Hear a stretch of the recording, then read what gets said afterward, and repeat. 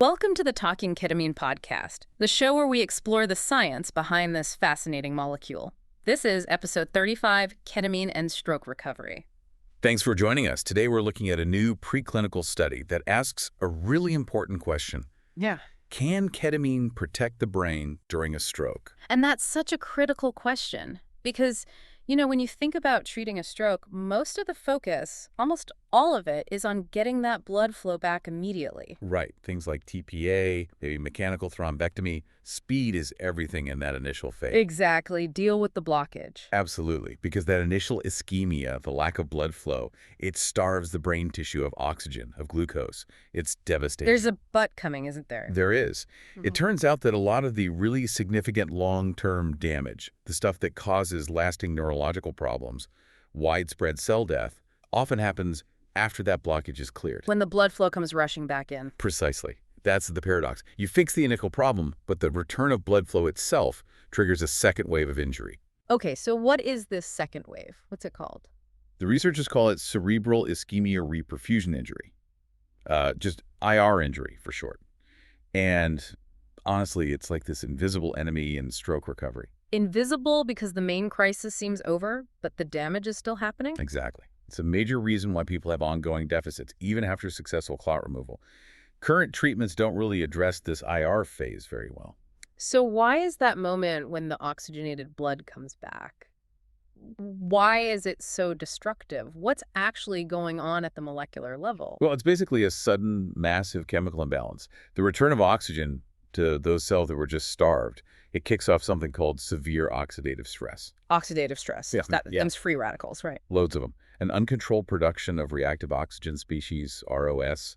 These things are highly unstable molecules, free radicals, and they just wreak havoc. Havoc how? What do they attack? Pretty much everything crucial. They go after cell membranes. That's called lipid peroxidation. They damage proteins, even DNA. It's just widespread molecular damage. And this damage, this neurotoxicity, leads directly to more neurons dying off, even after the blood flow is back. Yes, it causes delayed neuronal cell death. And that really determines how severe the long-term outcome of the stroke will be.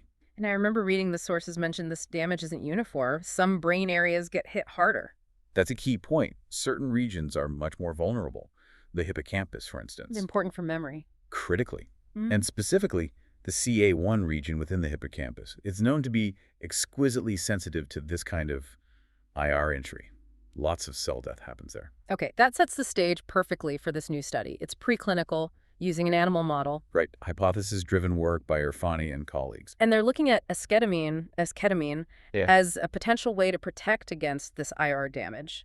Why esketamine specifically? It comes down to how esketamine works. It's known primarily as a non-competitive NMDA receptor antagonist. Okay, and how does blocking NMDA receptors help during that reperfusion phase? Well, during IR, you get this phenomenon called excitotoxicity.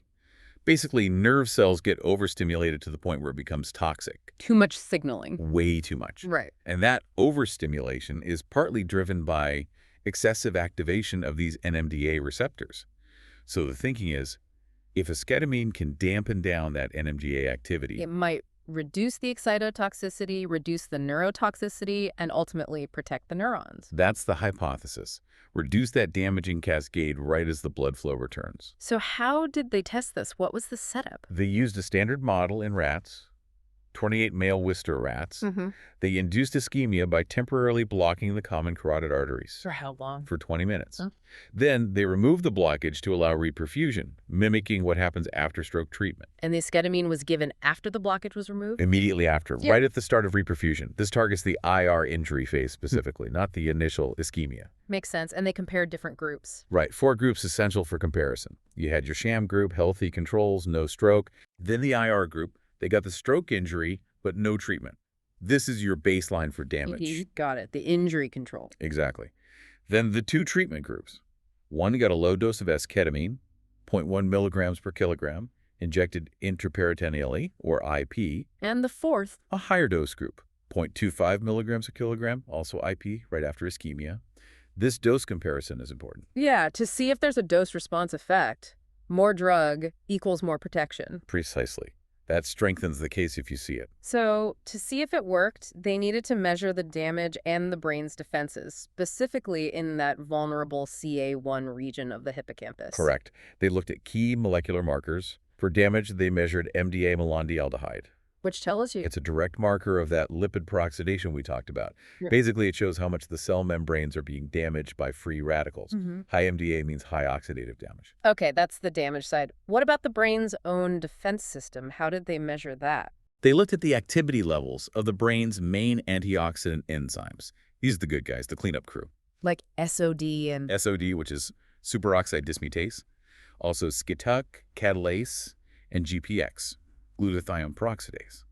These three are the major players in neutralizing those harmful ROS. So, ideally, with an effective treatment, you'd want to see MDA levels go down. Right, less damage. And the activity of SOD, CAT, and GPX go up. Exactly. You want to see the brain's defenses getting stronger or being better preserved. Okay, let's get to the results then. What happened in the IR group, the ones who just had the injury with no treatment? Well, as expected, it was bad news. Their MDA levels shot way up, confirmed significant oxidative damage in the CA1 region. And their natural defenses, the enzymes. Their activity was significantly reduced. SOD, CAT, GPX, all of them took a hit.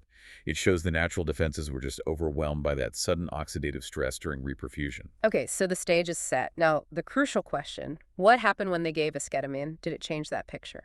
It absolutely did. Esketamine significantly reduced the MDA levels compared to the IR-only group. Less damage. Was there a difference between the low and high dose? Yes, a very clear difference. The higher dose, 0.25 milligauge, showed a much more pronounced reduction in MDA. Statistically, it was highly significant, p less than 0.001. Wow, okay. So it clearly reduced the damage, especially at the higher dose. But did it work by boosting the defenses like you hoped? What about those enzyme levels? And this is perhaps the most interesting part. Yes, it did.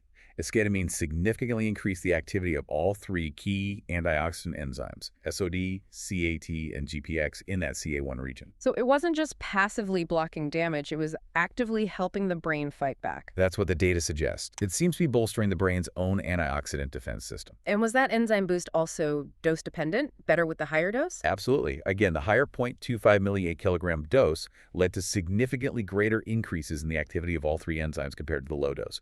Really clear dose-response relationship there. Again, highly statistically significant. So you've got lower damage markers, higher defense enzyme activity, and both effects are stronger with the higher dose. That paints a pretty convincing picture for the mechanism. It really does. It strongly suggests that esketamine is protecting the brain, at least in this model, primarily by enhancing its natural ability to cope with the oxidative stress of reperfusion. It's helping the brain help itself. Okay, let's think about what this means clinically. If this mechanism holds up, how could it potentially change how we approach stroke treatment? You mentioned IR injury is a big barrier to long-term recovery right now. Right. Think about the timing. Current acute treatments, like getting rid of the clot, have a very narrow time window, often just hours after the stroke starts. Yeah, time is brain. But this reperfusion injury, the oxidative stress and cell death it causes, that can actually continue for hours, maybe even days after the blood flow is restored. So esketamine might offer a way to intervene after the initial clot busting, extending the therapeutic window. That's the potential implication, yes. If esketamine proves effective as a neuroprotectant against IR injury, you could potentially administer it after a successful thrombectomy or TPA treatment. To protect the brain tissue that was just saved from that second wave of damage. Exactly. It wouldn't replace the need to restore blood flow quickly, but it could complement it. It shifts the focus slightly from just opening the vessel to also actively protecting the recovering brain tissue in the hours and days that follow. That could make a huge difference in long-term outcomes. It could.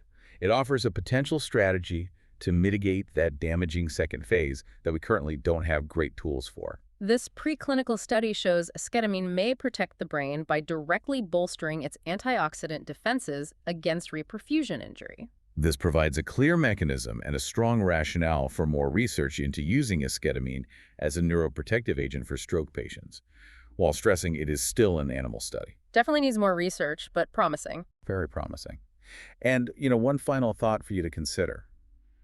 If this neuroprotective role is confirmed in more complex models, maybe even human trials eventually, a key question will be the dosage. Right. Can you get this protective effect at a dose that doesn't cause the significant dissociative or anesthetic effects we see with higher clinical doses of ketamine? Exactly. Finding that therapeutic sweet spot where it's neuroprotective but still safe and tolerable as an add-on therapy after a stroke, that'll be the next big challenge. Until next time, stay curious.